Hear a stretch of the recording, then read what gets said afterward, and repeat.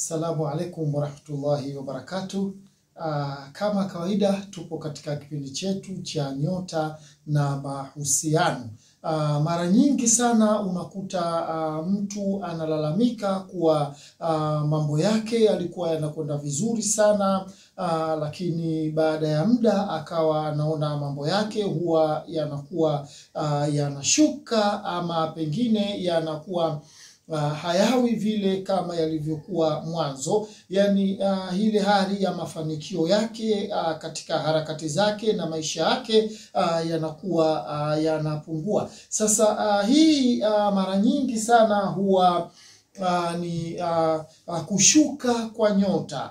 Nyota wakati mwingine inapokuwa inaangaza kwa uzuri zaidi, basi unakuta mambo yako yanakuwa yanakwenda kwa uzuri sana. Lakini nyota yako inapokuwa pale imeshuka kidogo, basi unakuta mambo yako yanakuwa yanaporomoka. Sasa unaweza ukajuaje kwamba wewe nyota yako kwa sasa imeshuka sivyo vile ilivyokuwa mwanzo? Njia ya kwanza kugundua ni baada ya kuona kusimama kwa mambo yako ghafla. Yani ile mambo yako ghafla yanakuwa yanasimama pale.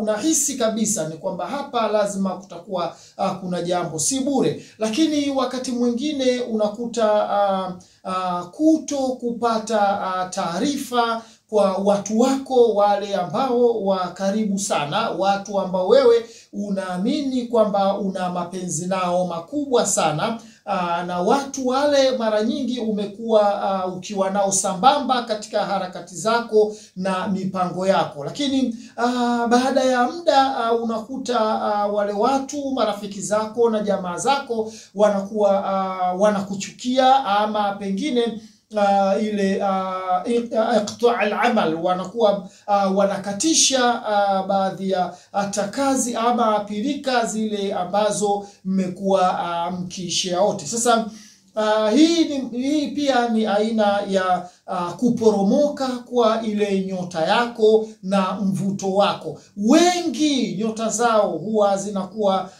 zinaporomoka sana, kiasi kwamba mpaka mtu anajiuliza wakati mwingine kwamba mimi nimekosea wapi na kwa nini inakuwa hivi? Sasa hiyo mara nyingi inakuwa sio nzuri sana, na huwa mara nyingi inakuwa inaleta ile ghaza, ama inaleta ile hali ambayo ya shida na ugumu sana katika maisha yako. Lakini pia nyota huwa inakuwa yenyewe inapokuwa imechafuliwa hata kwenye upande wa mahusiano yako, nayo wakati mwingine yatakuwa yanayumba. Kivipi? Unakuta wakati mwingine mpenzi wako alikuwa anakupenda vizuri sana, mlikuwa mkishare mambo yenu kwa uzuri sana, lakini ndo ile tunayosema ghafla, yani kuvurugika kwa mambo yako. Sasa unakuta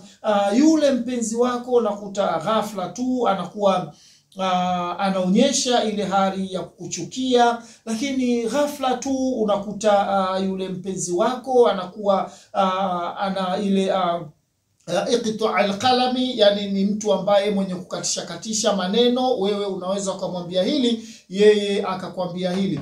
Hiyo ni dalili ya kuchafukiwa kwa nyota yako.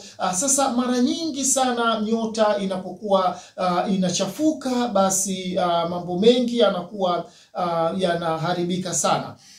Wakati ambapo nyota yako inapokuwa iko vizuri, basi utakuwa unaona mambo mengi sana yatakuwa yananyoka, yale ambayo wewe umekuwa ukiyafanya. Lakini sio kila mtu huwa anakuwa anapenda. Wapo watu wengine mara nyingi wanakuwa hawapendi kumuona mtu nyota yake ikiwa inaangaza vizuri, mambo yake akiwa yanakwenda vizuri. Yeye anakuwa anaumizwa sana, yeye anakuwa anaona kwamba iweje, kwa nini huyu mambo yake anakwenda vizuri sana, alafu mambo yangu mimi hayaendi vizuri sana? Kumbe wakati mwingine ni nyota tu inakuwa imechafuliwa. Sasa nyota yako inapokuwa imechafuliwa, unatakiwa kuhakikisha ni kwamba unaipambania sana nyota yako ili uweze kukaa sawa. Na hii mara nyingi sana huwa mara kwa mara, kwa sababu katika nyota na mahusiano ya mwanadamu, si kila mtu anakuwa anafahamu vile nyota yake ilivyo, na si kila mtu anafahamu vile mahusiano yake yanavyokuwa yanakwenda. Mwingine mpaka mahusiano yakiwa yameharibika kabisa, ndo anakuja kukumbuka kwamba si bure, kwa sababu mbona mwanzo ilikuwa tuna mahusiano mazuri sana, mwanzo ilikuwa tuna mapenzi makubwa sana, lakini ghafla tu imekuwa ile imekatika ile hali ambayo ya kuwa na ukaribu na mahusiano sana, yale ya aidha kimapenzi ama kirafiki tu. Sasa si kila mtu anajua, lakini pale ambapo Mwenyezi Mungu anapokuonyesha dalili kama hizi ambazo tunazozizungumza, basi unakuwa wewe ukishapata dalili kama hizo, basi utakuwa unajua kabisa ni kwamba hapa hapana, ina maana niangaikie kuipambania sana nyota yangu ili iweze kusimama. Mara nyingi sana binadamu huwa wanakuwa hawapendi mafanikio ya wenza wao. Ni wachache sana unakuta mtu ni yule ambaye Mwenyezi Mungu amemjaalia, kwa sababu na huyo ni miongoni mwa wale ambao Mwenyezi Mungu asema wa mimma razaqnahum yunfiquna, ni wale miongoni mwa wenye kuzalisha ile furaha ama kueneza mazuri ama riziki zao, pia kuweza kugawana na baadhi ya watu ambao wakati mwingine huwa wanakuwa upataji wao kidogo unakuwa na watabu katika upande wa riziki. Sasa miongoni mwa watu kama hao kidogo wanaweza wakafikiria wakaona kwamba huyu naye anahangaika, anapambana, anasaidia jamii, kwa hiyo wale wa nafsi zao huwa zinakuwa zenyewe hazina matatizo, zinakuwa na furaha, zinakuwa na amani kutokana wao wanakuwa hivyo. Lakini baadhi ya watu wengi sana huwa wanakuwa hawapendi yale mafanikio ya wanzao, wanakuwa hawapendi mafanikio yale. Sasa hii ndio shida sana ambayo hutokea mara kwa mara. Sasa mara nyingi sana huwa naeleza dalili pia za kuweza ile kuonekana kwa haraka na kuweza kuzizuia ili tatizo lisije likaja kuwa kubwa sana na baadaye ukaja kuwa kituko mbele za watu. Baadhi ya watu huwa wanapenda sana kuona mwanadamu mwanzao akiwa kituko. Baadhi ya watu huwa wanakuwa wanapenda sana kuona mwanadamu mwanzao akiwa amepatwa na maradhi, akiwa amepatwa na shida, akiwa amepatwa na matatizo. Sasa hii huwa inakuwa si nzuri sana, na hii mara nyingi sana huwa inakuwa inarejesha nyuma katika maendeleo na mafanikio pia.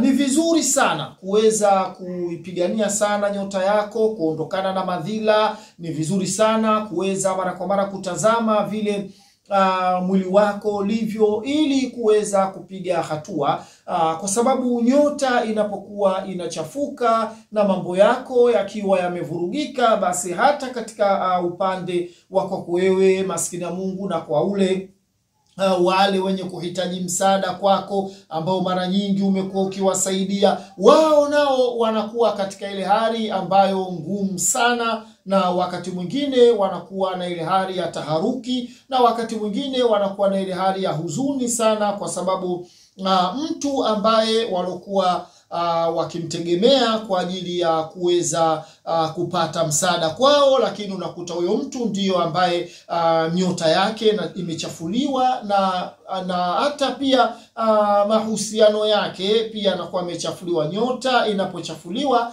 na mahusiano ya mtu anapokuwa amechafuliwa, yule mtu anapoteza mwelekeo na anakuwa mtu ambaye haeleweki, maskini ya Mungu. Sasa Si nzuri sana, si nzuri sana, na kwa watu wenye tabia kama hizi za kuwafunga wenzao wasipatwe na mafanikio, inakuwa si nzuri. Tabia ya kumfanya mwenzako ataharuki katika maisha, tabia ya kumfanya mwenzako aone dunia yote imekuwa kama ipo kwenye bega lake, uzito wake. Sasa hii inakuwa sio nzuri sana.